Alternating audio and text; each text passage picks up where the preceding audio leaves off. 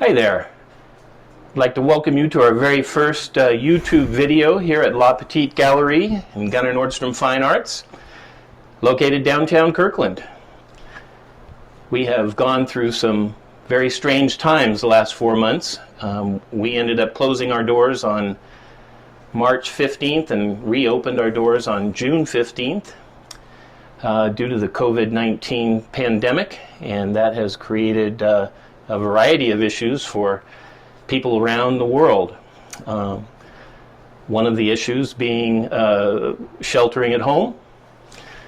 A lot of people still working at home today, and that brings us up to a very timely exhibit. This is our first exhibit since February, and it's called Welcome to the Neighborhood. We're going to be showcasing two artists, Brad Caplis and Mark Scullerud. Both do architectural images, houses, neighborhoods, scenes that are pleasing and enjoyable, and should be a very nice exhibit that will bring a little bit of comfort to our lives.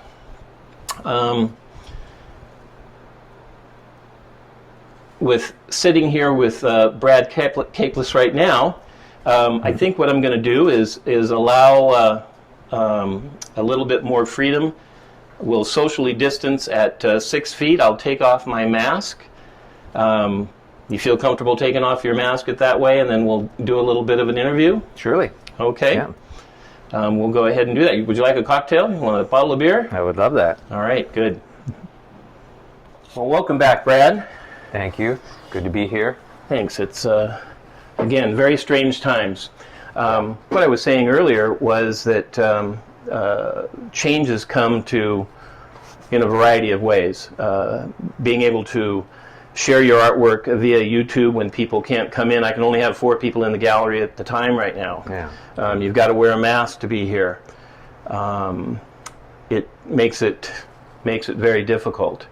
And so I think this will be a great way to be able to showcase your work. We're also going to go to a 2-month exhibit schedule, and every 2 months we will have 2 artists during that period as well. Yeah. And it'll allow people to have a little more comfort in coming in. Maybe they'll see these YouTube videos as informative and interesting. And certainly we know how well your work shows, and we're going to show a lot of your work after this interview in the video. So, wonderful. So let's get started. Brad, why don't you? You've been with the gallery for 20 years. 20 years. Yeah. 20 years. Yeah. It's a long time. And we love your work. I own several of your paintings myself. Thank you. And I think that everybody who buys a painting of yours feels this great sense of comfort. They feel at home. They're happy. They're just someplace they want to be. Yeah. They're just terrific, whether it's a picnic or a lake scene or a vacation home. So why don't you tell us a little bit about growing up? Where was that? I grew up in Michigan. We moved around a lot. My father was he was a pharmacist. I think he was usually moving to upgrade his area in which he was living in. He was an avid sportsman, fisherman, hunter. So I think each move was a step up in pay for him, but also trying to get to the perfect vacation spot. Okay. We see that in your work. I mean, it's very reflective, whether it's subconsciously or planned. Yeah. No, I think it's definitely part of the reason that I do it that way. We ended up in a town on Lake Huron called East Tawas. That was the ultimate resort area. The summers there were beautifully chaotic and wonderful. So. Did he work as a pharmacist in that little community, or did he go to a larger city to work? No, he worked there. Okay. Yeah. Well, that's fantastic to be able to grow up in a vacation spot. It was beautiful. From the 3rd grade till 10th grade, that's where we were. So the majority of my childhood was spent in East Tawas, which was pretty fantastic. Oh, that's great. Yeah. So from Michigan. Yeah. Where'd you go? So you went to school on the East Coast. We relocated. My father moved us to Virginia. Okay. And that's where I attended 4-year university there. Okay. Yeah. Did you study art there? I did. Okay, so this goes back a long ways, your artistic My experience. intention wasn't to do that. I was just there to get a bachelor's degree. I didn't really know what I wanted to do. But the art courses were offered, and it fulfilled requirements for my degree, so I was extremely pleased by that. By 2.5 years in, I realized I was going to have enough classes if I pushed to have a major as well in studio art, because I was just loving the classes. I was taking them for pure enjoyment. So that's what I did. I decided to do a double major, and I actually had to attend summer school my last year, just to fit in all the credits to graduate. Many of us did that, and several of us took it to 5 and 6 years. I just couldn't turn down the art classes. They were great. So it's always been a pure joy. Part of your life as well. Loved it. Yeah. Loved it. I don't know exactly what year you moved out here, but when you moved out here, you have been involved in the art business. You've been involved in it for the 20 years that I've known you. Yeah. I know you're a picture framer. Right. Gallery owner in the past. Yeah. I think that's a very interesting and can be a very healthy advantage to a lot of artists, is where you, as a gallery owner, can you tell me about being a gallery owner and how that has influenced maybe your work now? I know your wife is an artist. Shannon is an artist as well. Yes. I think owning our own gallery, mostly frame shop, I think it just cemented the ideas about art that were always already in place. The connection with the person who's going to want to have this piece is vital, is important. So rather than explore different concepts or ideas that just are intriguing me, I always try to have in mind that there would be someone else that I could connect with that may be enjoying this piece. So it's always there as I'm working. Okay. And I think it's very helpful. Now, as a gallery owner, I say this to a lot of my artists, if it ain't broke, don't fix it. Right. And when you get on to a subject matter, a particular style, right. And it sells well, do you continue with that for a little while, or do you say, hey, I'm done with that, I'm going to move on to something else? That's my favorite thing. Yeah? Okay. Sales. Yeah, my favorite thing is striking a chord with the audience and saying, well, if you want more of that, that's what I want to do. Absolutely. Good for you. Do you have a favorite subject matter? I do love the little neighborhood and the little town paintings. Because you've done still lifes. Yeah. You've done some really kind of semi-abstracts, I've done really brightly portraits, colored interiors, portraits. And I think right now, from owning several of your pieces and being around your work for so long, I think you are at the top of your game right now. These are fantastic. Thank you. And do you feel the same about your work right now? I enjoy what I'm making. So Good. I'm pleased with it. Good.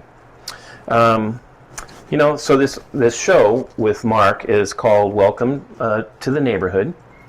And even though I titled it, it became this very timely exhibit where the neighborhood has become very integral in everybody's lives. That sense of community now. You don't stray far from home. Right. Do you live in a neighborhood now? We do, yeah. Okay. Yeah, Twin Lakes. Okay. Federal Way. Yeah. And do beautiful. Do you participate with talking over the fence to the neighbors? We do. Block parties at socially distanced cocktail hours? We are avid runners, and we walk our dog 3 to 5 miles every day, so we're always seeing our neighbors. Fantastic. Yeah. Going back to where your dad was traveling and you grew up in a vacation spot. Mm-hmm. So many of your paintings have really revolved around that. I mean, even a vacation neighborhood is a neighborhood. Sure. And did you find it interesting, or did you look forward to seeing, because it's a vacation neighborhood, people coming in every year and every summer and reacquainting Yes, all the time. yeah. Like I'll see you next summer. Right. And you happen to live there all year long. Yes. But that makes a great sense of community, I think, that's very important, and especially in today's... Well, it was very beautiful. I feel very lucky to have grown up there. Yeah. Yeah. Do you have any particular thoughts on neighborhoods in general, being important or not, or... I think they're beautiful. Yeah. I think, that's good living. When I paint them now, I paint almost entirely just from memory. I don't usually look at reference. Okay, that was a question. Yeah. And to recall what a house looks like or what shadow dappled sunlight looks like on a street is to recall it in order to paint it is just a fond memory. So Okay. since I paint from memory, I want pleasant things to Okay. be remembering. And so you while I have to, paint. you really have to draw upon your artistic skills of being able to place work, a window where it should be, or the shadow is going to fall, that you're not really using a still life or a Right. photograph, Yeah. but that you're actually creating these wonderful images. Yeah, I don't know if they're always necessarily correct, but Well, the intention is not for that. yeah, It's more to paint a feeling. You Yeah. have a style that lends itself to elongation sometimes, or Yeah. or a long shadow, and I don't think any of it has to be Right. really correct. Relaxing and loosening the borders all right. of objects. Yeah. Let's talk more about your paintings. You paint in acrylic, always acrylic, or are you painting in oil at all? Occasionally I will, but Okay. my chosen medium is acrylic Okay. because I can put so many layers on so quickly. We're going to talk about those layers. I like those layers in your work. So one of the things I like about your work, it's impressionism. It kind of falls into what would be neo-impressionism. Sure. Yeah. And Monet was a favorite of mine. I don't buy a lot of impressionistic paintings. However, I think they're closest to my interest. Seurat, Yeah. Signac. Yeah. I look at his work, and he's been a favorite of mine for a long time, and I see so much of you. He is my favorite. He is. Of all the Impressionists, yeah. I see very similar. Yeah. There's nothing wrong with being similar. Right. Those are back in the 1920s and 30s. I appreciate his luminosity, but also the bolder colors usually in his work as opposed to some of the other Impressionists, which became more hazy and combined colors became less intense. In that neo-impressionism, where Seurat really developed, everybody knows Seurat as a pointillist, Yeah. taking dots and placing these colors. Right. But Signac would take larger Yes. daubs of paint, Yes. and then what does he do? Because I think you might do the same thing. I want to know about the color layering on your dots in particular. What do you want to know about it? Well, do you take? Some of your brush strokes can be a half an inch wide, and you lay down one color, Yeah. and then it looks like you might lay another color on top of it. Yes. You let some of that transference, Yes. and then another color on top of it. But it's that color vibration Right. that creates. Do you systematically say, okay, if I lay down purple and I put orange on top of it, I'm going to get this kind of vibration, or is it just I'm putting down paint. I'm just doing this. It's very methodical when I need it to be. Yeah. So yeah, the layer beneath directly changes the layer that will go on top. So yeah, there are specific different ways to make what I want to happen. In particular, the sunlight, which creates a time-consuming painting. But with acrylic, so much faster. Not so bad because it dries so quickly. Yeah. But, The paintings that I have at home of yours really show, and I have one above my sofa, and it's kind of a sofa-sized painting. yeah.